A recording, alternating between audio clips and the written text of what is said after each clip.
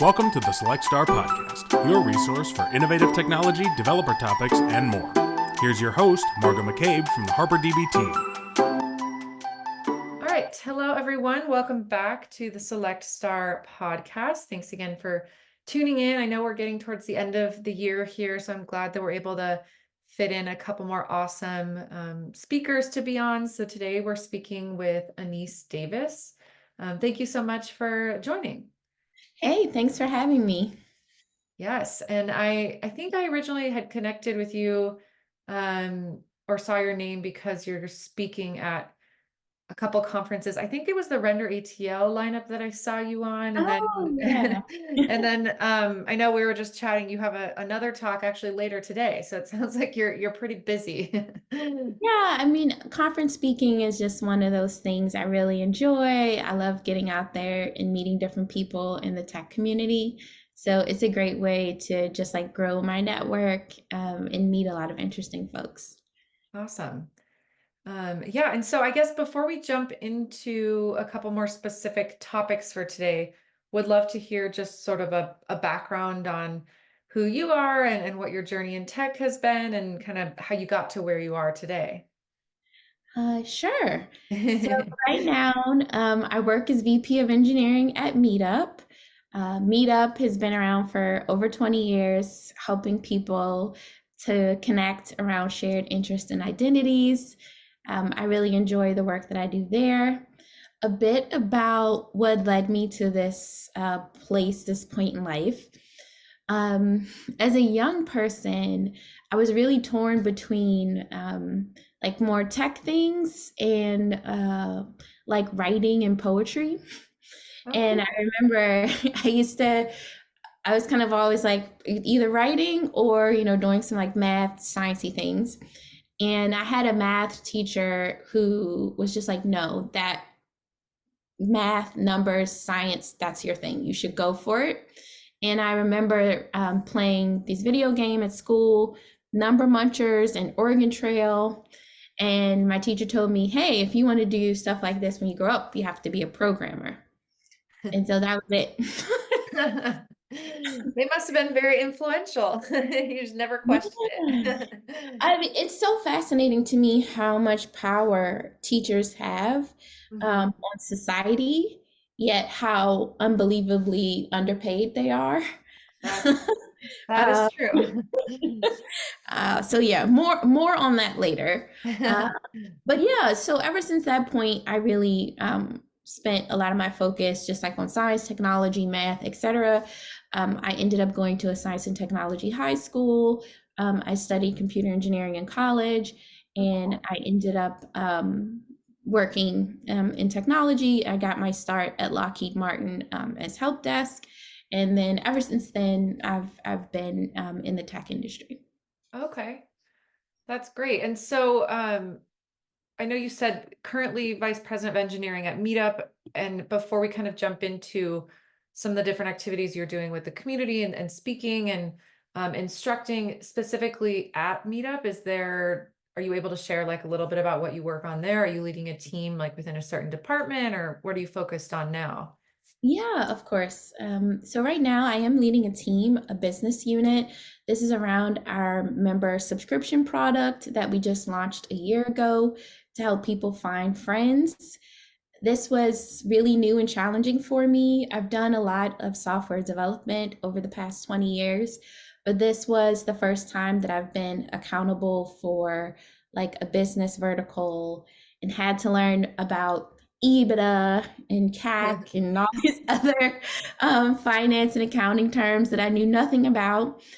So that's been very fascinating, albeit somewhat boring to learn to learn about those things. But it's been amazing to help build something from scratch. And I believe it has a huge future and opportunity at Meetup.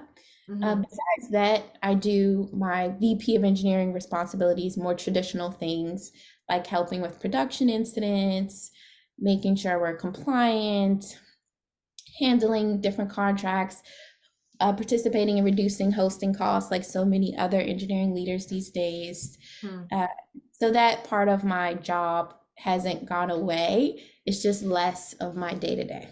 Okay.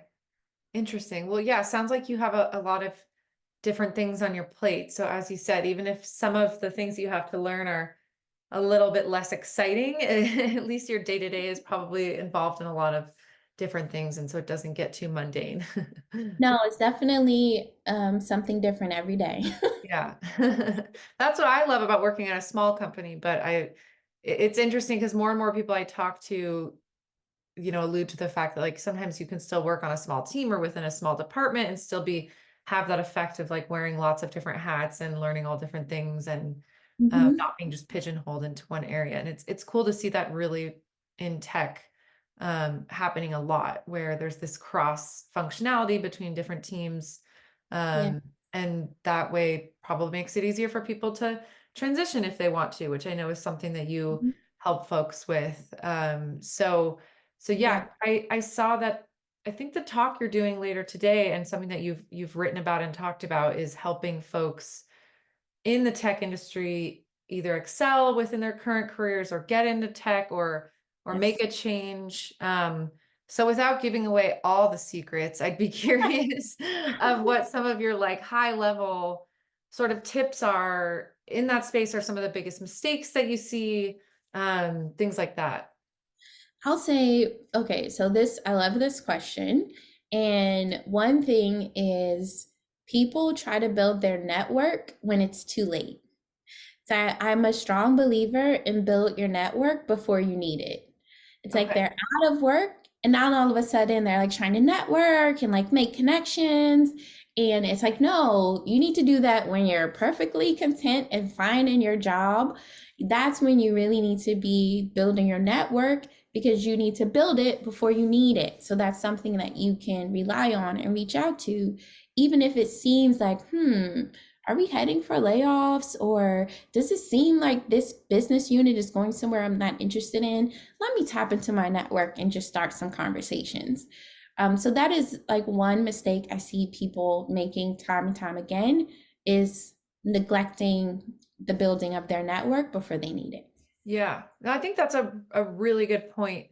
And it's probably something that for some people, if they don't have those really outgoing traits, or if they don't come from like a business development background where you're really social and like constantly going to events, that maybe that can seem really daunting in a way. But I'm sure there's different ways to do that and to kind of like keep connections you've made over the years. And even if it's just like sending someone a quick email like, hope you're doing well, or whatever, it doesn't have to be that you're like constantly out and about seeing these people face to face. There's probably different ways to do it.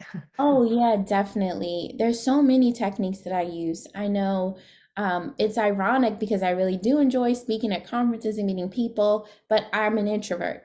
I get, I recharge when I'm alone. I love my alone time. I love to think and process on my own by myself.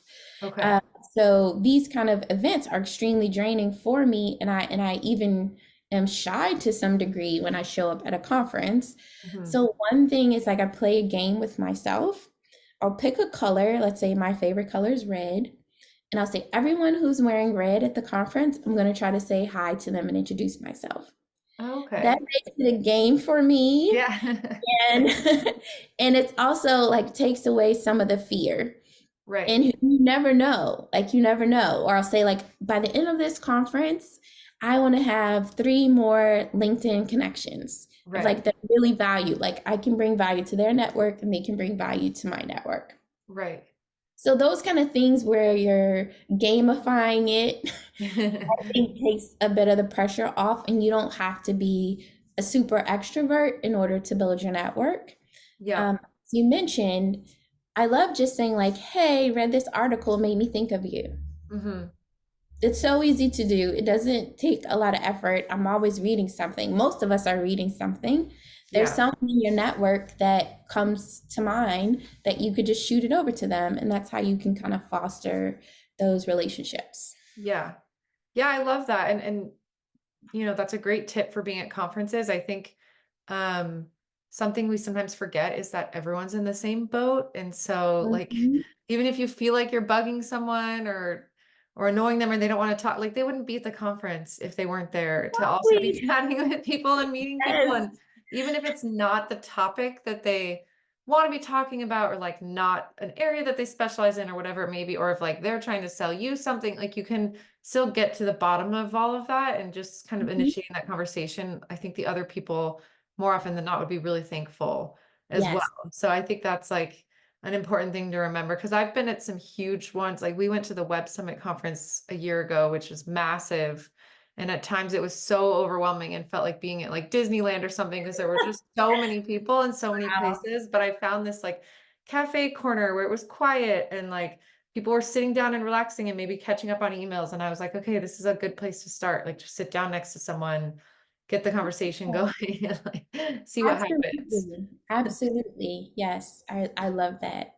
And then I'll say the other thing that, like, kind of going back to the original question around other opportunities for people, the other thing is tying the work that you do to business impact. Mhm. When I'm constantly helping people with their resumes, and especially for tech people, they tend to just state what they did. Like, I migrated this system, I implemented this. And what's really important is, what was the business impact of that activity, and Right. how did you do it? Was it something clever or unique or cost efficient, or whatever it is about the way that you implemented it? Plenty of people can implement things. That Mhm. doesn't help set you apart from other engineers. What would set you apart is if you did said technical activity by taking advantage of an up and coming, let's throw the word out there, AI technology, and you helped open up a new multi-million dollar line of business for your company. That's incredible, that's impressive, but that was the result of your work of implementing something. Mhm. And most engineers, especially, they leave it at that. Right.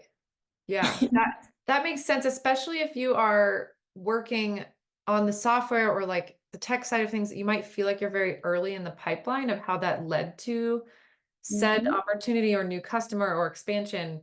But even if what you did was one part of it and there were many other people involved in other moving parts, like you can still say, but this Yes. is what that led to, and like this is why we worked on that, and this supported this many customers. So I'm sure that some people maybe are worried to like claim too much, that Mhm. that what they did was too much. But I think that is really important to be able to see both sides of it, of like, why are we doing what we're doing, and why do we spend all day fixing this or doing this, and Yeah. what's the ultimate end goal for the company. It's not just like businesses want to pay us to have fun and code. It's Yeah. all it's always something, business outcome. It's almost always something related to money. So just like, you really have to think about it, and how is the work that you're doing contributing directly to a business outcome?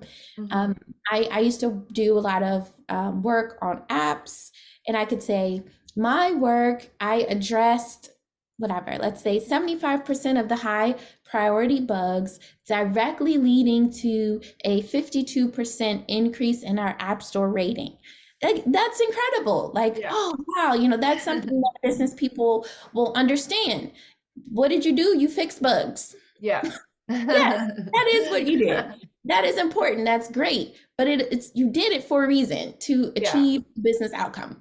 So, Yeah. like, kind of always saying to yourself, why do they have me doing this anyway? If maybe you're not sure, ask someone, why Yeah. is it we're focused on doing this? Oh, this ties back to our EBITDA goals for the year, whatever. Yeah. Just, there should always be a reason why Yeah. people are doing what they're doing. Yeah, exactly. And it seems like that's a good thing to just sort of keep track of. As you said, even if you're not looking for new opportunities, like even when you're in a good place, just keep track of that somewhere, some list of like your KPIs and your achievements, so that Yes. you're not like scrambling, going back, trying to think back a What did year, I 5 years do? of everything you did, and then having to go ask someone like, why did we do that thing 4 years ago? Like, it's probably good to just a couple times a year kind of think about your achievements and what are you proud of, and sync with your team on, if, as you said, if you're not sure why you did something, like those are great questions to ask. Yeah, I was in the habit at one point, at the end of every month, I would do a mini retrospective with myself. Like, okay, what are the top things I achieved that I'm proud of? how was my life? Was it balanced? Was I spending time with my family, my friends? Was I balanced financially, etc.? And that really helped me because when it comes time for me to do these reviews or performance cycles, I already had the list of 10 things I was super proud of every month. Mhm. And it's just like, oh, let me go back. Let's look at my list. Oh yeah, I did do this. Oh, I did do that. Yeah. And I just think the process is helpful even to reflect back and say like, okay, what was I hoping to achieve this month and did I do it? If not, what got in my way? What can I do better next time to like overcome these obstacles? And it's not only about work. There's so many other things. Like I might say, I want to make sure I write one card to a friend every week. Okay, how many cards did I actually write and mail out? Okay, what stood in my way? You know, those kind of things where you just want to be a well-rounded person. Yeah. Yeah. No, I think those are great reminders. And it kind of all comes back to what your first tip was of just make sure that you're setting yourself up for success at times when you're not needing it and when you're doing well so that you're not like scrambling when the Yes. time comes. Cause I mean, I'll have people reaching out to me on LinkedIn that like, I don't think I've ever even met. I mean, obviously we all have tons of connections of people we haven't actually met and they'll Yes. be like, I'm looking for a role if you know of anything. And I always like, my heart goes out to those people because I'm like, you must be just kind of blasting like your whole network. And I'm sure I would do the same thing if I was in that position. And I know that there's so many layoffs happening right now, but yeah, if Right. you can at least have like 5 really solid connections and then maybe like 10 really solid things that you achieved and like stats and things like that, you're already just going to be ahead of the curve when that time comes. Definitely. Definitely. That's awesome. And so on top of, I guess, doing these sort of community talks that you do, and it sounds like you maybe mentor some people and are helping, as you said, you're looking at resumes all the time. I saw that you're also a LinkedIn instructor. Yeah. And I know LinkedIn has different courses and like certifications that they offer. So I was just curious, is that in the same realm where like you've built courses that people can take related to these topics, or is it like engineering topics or? Yeah, I've actually been creating courses for LinkedIn Learning for a while now. Okay. And at this point, I think I have about 11 courses. Oh, cool. And most of them, I'll say, like, are related to either Android development, technical communication, or just the fundamentals of programming and software development. Okay. A lot of people want to get into the software industry and they know the word code, and they picture, like in the movies, clack, clack, Yeah. clack, clack, clack, clack, like we're hackers, we're all, Yeah. pajamas, we're Just all hoodies. ones and zeros. Yeah. Yeah, and that just, obviously that's not reality. So like what is it though? How do you what is software development in the first place? What is code? How would someone go about writing code? So I have a few courses to just kind of like break down the basics of software development and programming. That's that's awesome. Sorry, my dog is barking. There must be someone at my door. Okay, I've got 3 dogs. Oh, really? Trust me, I know. That's awesome. That sounds like a lot. They must be really well behaved. No. At times. Right. But anyway, sorry for that interruption. But yeah, that's really interesting. So when it comes to when you first got started with building out these courses, how does it work? Like, are you, is it just kind of like, can you get side revenue from this based on people paying to enroll in these, or is like Meetup Yes. sponsoring these, or how? No, no, no. How Yeah, yeah. So this is separate. This is a separate revenue stream from Meetup. Yeah. Um, so you get residual income. It's Okay. based on the views of your course. So every month they'll just like cut you a check Oh, based on cool. like views of your course. You get some percentage of the overall like LinkedIn Learning subscription revenue. And the process of building a course can be somewhat stressful since I still have a full-time job. There Yeah. are a lot of instructors, like that's what they do, or they do consulting Okay. on the side to supplement their income. So it's mostly just kind of like nights, weekends for a few months, creating curriculum, Yeah. working through scripts, creating slide decks, and then I record it. Okay. That's really cool. And so it sounds like it's something that really anyone could get into it, you know, if you feel like you've become proficient on some sort of topic, or even if you're Oh, learning as you go and want to like create a course around it as you go. yeah. It's kind of like, if you have the time, why not try it? Because it's, I mean, what's the worst thing that happens? So yeah, and it can be really lucrative. And I think I've put at least three of my friends onto it already, Oh, um, cool. creating courses for them as well. Yeah, I'm not gonna gatekeep. I think is great. I love the fact that people can have multiple streams of income. I think it gives you more flexibility in your career and how you approach it, and just like even your confidence at your main job, we'll call it, because you have flexibility and you have options. Mhm. So I love that for everyone else. I love it for myself, and I think that's a great thing to do. Yeah, well, that's great. I'll be sure to include some links to a couple of those too in the show notes in case anyone wants to Oh, check them out. Because I know when you're on the side of actually taking the courses too, that it can be pretty self-paced and kind of mm-hmm. like a low commitment, just way to improve certain skills. So it's cool to see Yes, another platform where that's happening. And I think a lot of that over the last couple of years has really been booming, and you can see the effects of that, and that folks love to have that like flexibility to do it from wherever they want. right. Yeah, exactly. Awesome. And so just pivoting a little bit, the next topic I was going to ask about was something else that I saw.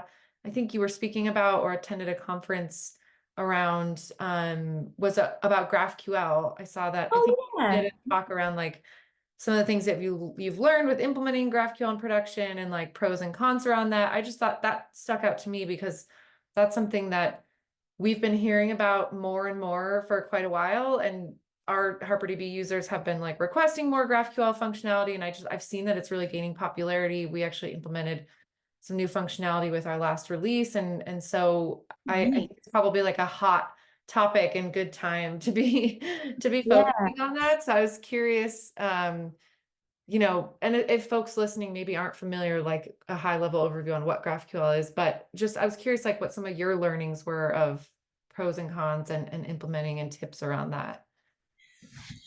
Yeah, that's a great question. So first, it was GraphQL Conf. I just have to say it was amazing, really well done. I've been to a ton of conferences and they just nailed it. So Oh, first, I awesome. say Good that. to I'm know. excited. Definitely will go again. And what my talk was just highlighting over the past 3 years, Meetup's journey from strictly REST APIs towards almost predominantly GraphQL, and Okay. what that has looked like for us, and sort of the challenges and lessons learned along the way. And a few things that really stood out to me was people understand how REST works. They understand the caching, they understand this thing over HTTP. I get this payload, boom. Like it's very clear, and Mhm. it's a known thing. I feel that with GraphQL, there was more nuance, and there was no one person in the company who understood how all of it was connected. Specifically, Okay. I'll give you just like a really concrete example. Let's say I would like all the information about an event happening tomorrow. On a REST API, it might hit this GET request slash event slash ID, and it gives me all this data about the event. Even if maybe on my web page, I'm not showing all of the data, but hey, I'll just take out the bits and pieces that I want from the JSON and then I'll display it. GraphQL is slightly different. GraphQL is saying, hey, I want this data about a particular event. Now, GraphQL says, great, give me that. Now I'm going to go off, and one by one, I'll see where this data is available. So you want the title and description? Okay, that's available here. You want a link to the attendees? Okay, that data is available here. Then it puts it together for you and sends back exactly what you asked for. Okay. And so the nuance comes in when, if you don't implement this properly, you can go from one request, give me data, get data back, to 5 to 10 requests, going Oh, out, grabbing these different pieces of data and then right. bringing it back to the user. So that was something where we fell into a trap with our architecture because people, I'll say myself included, didn't fully understand what was happening until we started investing more and more in GraphQL. And everyone's like, why is this thing getting so expensive? And so finally, it's like, whoa, that's what we're doing with our architecture. This is not how it's, and this is not GraphQL's fault. This is an architectural mistake, is what I would call it. And Right. so just kind of understanding when you're embracing these different technologies that are fairly nascent, you really want to make sure you have like your observability in place. You want to understand, well, why did the price of our hosting costs go from this price to this price? Oh, look, it's increasing steadily over the Right. past few weeks. You should investigate. So that's, for me, that was like the main takeaway, that you want to have eyes on the whole system, not Yep. just the one part. And you want to be able to have some sort of like tracing observability in place and like actual monitoring of your cost so that you could catch these types of mistakes early. Okay. Yeah, that's all really interesting. And I like the fact that you kind of built this talk based off of very recent personal experience and findings of what what you guys went through at Meetup, because I think that's like the most relative way to sort of present and for people to probably be able to relate to what you're saying. And it's one of those scenarios, like with anything, where you want to try to stay ahead and be proactive and be Right. understanding what's happening along the way, as opposed to like looking back and trying to make changes or trying to fix Right. things or trying to backtrack and see like, wait, well, what did we do here? Which of course happens to everyone at some point or another. But I Yeah. think like as proactive as you can be and really looking at those decisions, and as you said, like every couple of weeks, just really assessing is like the best way to stay ahead of any types of changes that are happening to the tech stack. Oh yeah, for sure. And like you mentioned this as well, a lot of companies are like tightening the belt, right? Mhm. They want to do more with less. They want higher ROIs, they want higher EBITDA, they want they want to Mhm. stem profit loss. So you're gonna have like as an engineering person, maybe even an engineering leadership position, you're gonna have more and more of these conversations about cost efficiency, the Mhm. software, etc. So it's good to have some things in place to be able to understand the actual cost of your system. Yeah. Yeah, that's again, that's probably another part of, as you were saying, when someone hears the word coding and thinks about getting into software engineering, you probably don't think like, oh, I'm gonna need to do cost analysis and Right. understand like how to analyze infrastructure spend and be able to do the math to really understand like what effect this change is going to have. But that kind of all comes with it. And it's back to Yes. that, a topic that a lot of people I have on the podcast talk about being a big challenge, is just like having that cross team functionality and transparency across different departments. Because if you think what you're doing is not related, it ultimately certainly is. It is. It always is. Exactly. Yeah, that's great. That's a great point. It's all connected. It's Yeah. one bottom line. Yeah. And yeah, then the challenge comes of like, what's the best way to communicate that and get everyone on the same page. I always love hearing about how different companies kind of do that, and like whether it's like quarterly check-ins with all hands on deck or whatever it might be, to just kind of make sure everyone understands like, what are we doing now? What's our goal for the next few months and how are we all getting there? So yeah, that all makes sense. Exactly. And Meetup is so tiny. I know a lot of people think of Meetup and they think it's like this big tech company. I think there's like 80 people. Oh, We're cool. so small. We're so small. So it's a bit easier to, work in between departments and get alignment. But also one of our values is trust and transparency. So we tend to be like a very transparent company, very transparent about how things are going with our employees. And I think that definitely helps us to make sure that people are staying aligned and focused on the goals that we set each quarter. Hmm.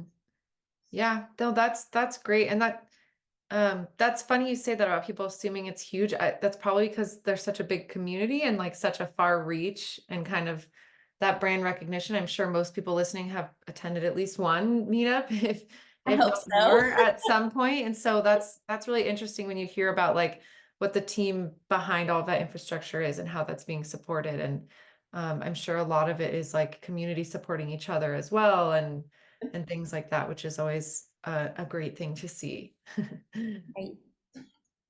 Awesome. Well, I know we're kind of coming up on time here. One last thing that I always love to ask people on the show, especially because there's obviously so many things changing and happening and hot topics and buzzwords in tech all the time. So I always love to ask folks, like, if there's any specific tools or technologies or frameworks that we have or haven't talked about yet that you're like really excited about right now, or that you kind of have on your radar of like, oh, I want to dive into that and learn about that over the next couple months, or just anything that like you think is going to make an impact in some way. It helps. I know it helps me and other people listening to be like, oh, okay, I heard someone mention that. So maybe that's something like I should check out too, because there's just so much happening. There really is. I'll say for me, the one thing that I'm staying really close to is Kotlin multi-platform. Okay. For a few years, it's been like in beta. They rebranded themselves. We're using Kotlin multi-platform at Meetup, but we're only using it for Android and iOS applications. And it's capable of doing web apps as well. And so that's something I'm very interested to see if the tech community at large starts to embrace coding for their web, iOS, and Android apps Okay. together. Yeah. So that's one thing I'm looking into, as well as Compose for web.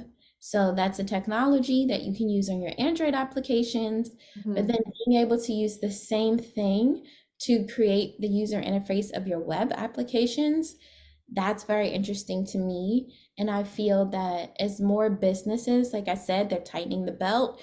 And I do think there's going to come a point where they ask themselves, I want this one feature, but I have 10 Android people and 10 iOS people and 10 web people, and they're all building the same thing that looks pretty much the exact same, Yeah. but it's just because it's for different things. Like, there must be something I can do here. Right. And so these technologies, it's very fascinating from that perspective. Okay. Yeah, I love that though. And those are a couple that I haven't heard anyone bring up in a little while. So I like having some more unique responses. I mean, a lot of people will say, I know it's cliche, but like these AI technologies or whatever it might be, because that's, some of the things everyone's talking about, but I like the sort of practical looking at what tools are going to make my life and my team's life easier and more streamlined and more productive as we move forward. And I mean, that's the whole goal of pretty much all technology, isn't it? Is making things easier. Yeah. So those are great ones to add to the list. Awesome. Well, I really enjoyed speaking with you. I really appreciate you taking the time. I know, as we mentioned, you have a lot going on, so I appreciate it. And I'll be sure to put different ways to find you in the show notes for in case folks want to connect or see some of your talks and things like that. But yeah, I look forward to keeping in touch. Absolutely. It was nice chatting. Take care. Thanks for listening to Select Star, your resource for innovative technology and developer topics. You can find our episodes in all the usual places: Spotify, Apple, Google, RSS, and YouTube. Don't forget to rate, comment, subscribe, and share. You can learn more about HarperDB at harperdb.io.